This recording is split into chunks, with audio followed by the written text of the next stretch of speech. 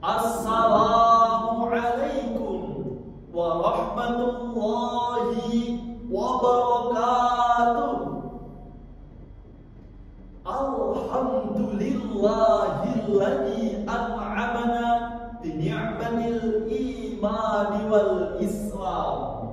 Wassalatu wassalamu ala Rasulillah sayyidina wa maulana Muhammadin wa ala alihi wa sahbihi wa baraka wa sallam.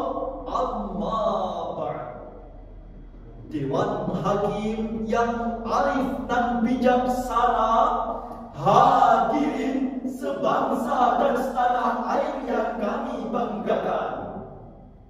Indonesia dikenal sebagai negara yang kaya akan keberagaman suku, budaya, dan agama. Salah satu prinsip utama yang menjadi pondasi bangsa ini adalah Bhinneka Tunggal Ika. Berbeda-beda tetapi tetap satu jua.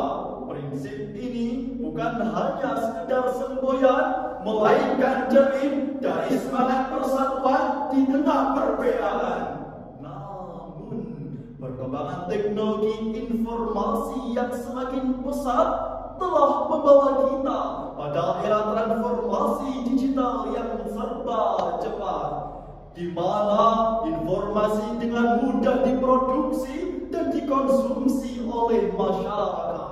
Namun sayangnya hadirin, kemudahan itu tidak diiringi dengan kejernihan berpikir secara tepat. Kita hidup di tengah algoritma media yang hanya mengejar klik tanpa mendahulukan kebenaran di setiap cek. Akibatnya, perbedaan pandangan yang seharusnya memperkaya justru menjadi sebuah alasan untuk saling menyalahkan penuh luka. Terlalu cepat menghakimi, terlalu lambat memahami. Jangan mudah terprovokasi oleh media saat ini.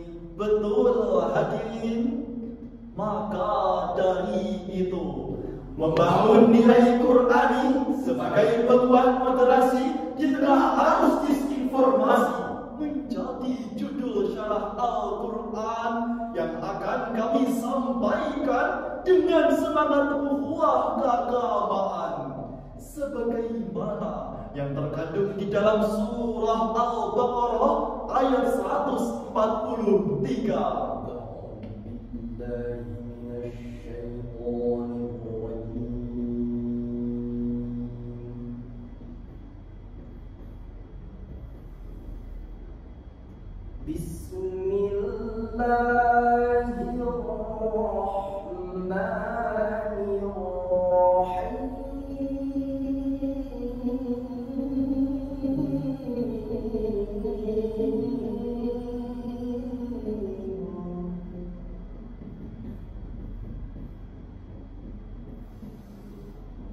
وَكَذَلِكَ جَعَلْنَاكُمْ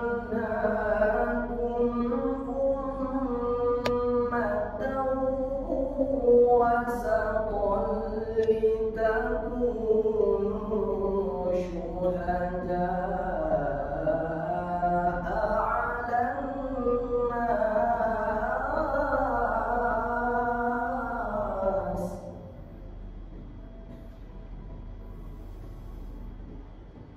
لِتَكُونُوا شُهَدَاءَ عَلَى النَّاسِ وَيَكُونَ الرَّسُولُ عَلَيْكُمْ شَهِيدًا. Aku berlindung kepada Allah dari godaan setan yang terkutuk dengan menyebut asma Allah yang Maha Pengasih lagi Maha Penyayang. Demikian pula kami menjadikan kamu umat pertengahan, agar kamu menjadi saksi atas perbuatan umat manusia, agar Rasul Muhammad menjadi saksi atas perbuatan kamu. Dewan Hakim yang arif dan bijaksana, hadirin yang kami banggakan, Profesor Quraisy Shihab di dalam tafsir Al-Misbah volume 1 halaman 347 menjelaskan, dan demikian pula Allah telah menjadikan kamu umat Islam ummatan wasatan, umat pertengahan yang bersikap moderat dan bisa menjadi teladan. Posisi pertengahan ini menjadi pijakan utama menuju keadilan sejati. Sikap ini juga menempatkan kita pada posisi yang netral, tidak memihak ke kiri maupun ke kanan, sehingga kita bisa melihat dan menerima dari setiap sudut pandang yang berbeda. Namun masih hangat di dekapan kita. Pada tanggal 13 Oktober 2025, dikutip dari laman jatimnews.com, publik dikejutkan dengan program tayangan Expose Uncensored di stasiun televisi Trans 7 yang menayangkan segmen kontroversial. Tayangan ini dinilai menghina dan merendahkan salah satu tokoh besar pesantren Lirboyo Kediri, yaitu Kiai Haji Anwar Mansur. Mengapa hal tersebut bisa terjadi, hadirin?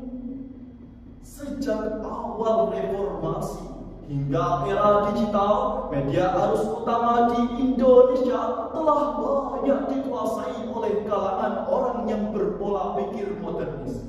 Sementara pesantren yang tumbuh di dalam tradisi lokal yang syarat akan spiritual dan agamis, akibatnya muncul gap epistemik. Cara pandang dan bahasa pesantren tidak mudah diterjemahkan oleh media modern. Hal yang secara internal adalah bentuk pendidikan moral bisa diberi bingkai kekerasan, perbudakan, bahkan pelecehan. Alih-alih disampaikan secara proporsional, media sering menggunakan diksi untuk mengiring publik berujung viral. Noam Chomsky dan Edward Samuel Herman pernah menulis di dalam sebuah buku Manufacturing Concern, The Political Economy of the Mass Media pada tahun 1988 bahwa media bukan hanya menyampaikan kabar, tetapi juga membentuk cara kita memahami dunia. Lantas hadirin, kita semua memahami bahwa media memiliki hak dan tanggung jawab untuk mengekspos sisi buruk institusi demi kontrol sosial jika terjadi pelanggaran nyata. Namun, jika penyajiannya tidak sesuai dengan data dan berdasarkan perspektif belaka, ditambah narasi yang memprovokasi, maka media tersebut masih dinilai mentah dalam mengeksekusi informasi. Hal tersebut, hadirin, menuntut kita untuk melek situasi dan terbuka untuk memahami, sehingga kita bersikap bijak untuk mencari solusi. Sebagai jawabannya terdapat di dalam firman Allah surah Al-Hujurat ayat 6 sebagai berikut. Ya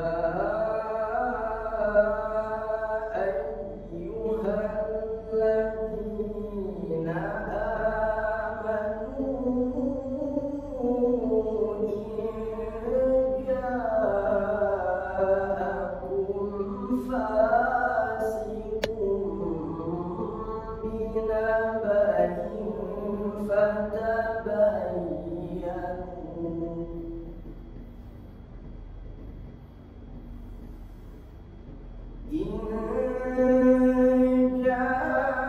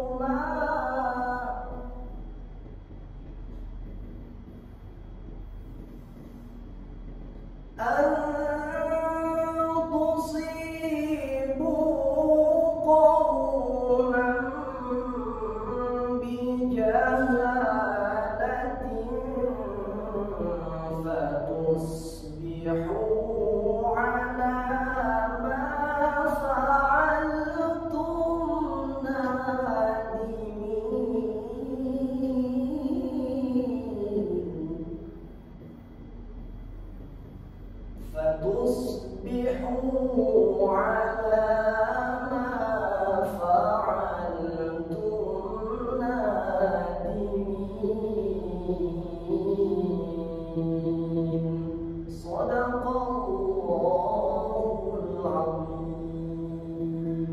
Wahai orang-orang beriman, jika datang seorang fasik kepadamu membawa suatu berita, maka telitilah kebenarannya, agar kamu tidak menyesatkan suatu kaum karena ketidaktahuanmu, sehingga kamu menyesali perbuatanmu itu.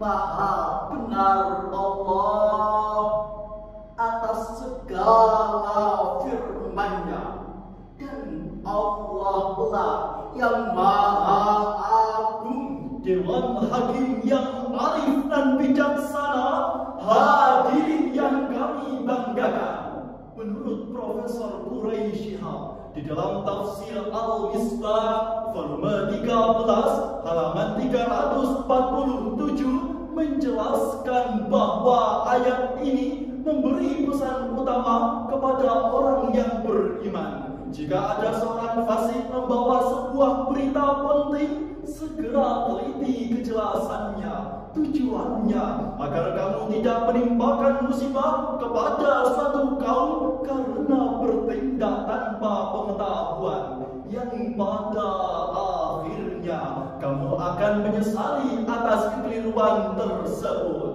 Hadirin, konflik yang terjadi pada hari ini bukan lagi soal perbedaan keyakinan, melainkan cara kita memahami, cara kita memverifikasi, dan cara kita menarasikan realitas keagamaan yang sedang terjadi.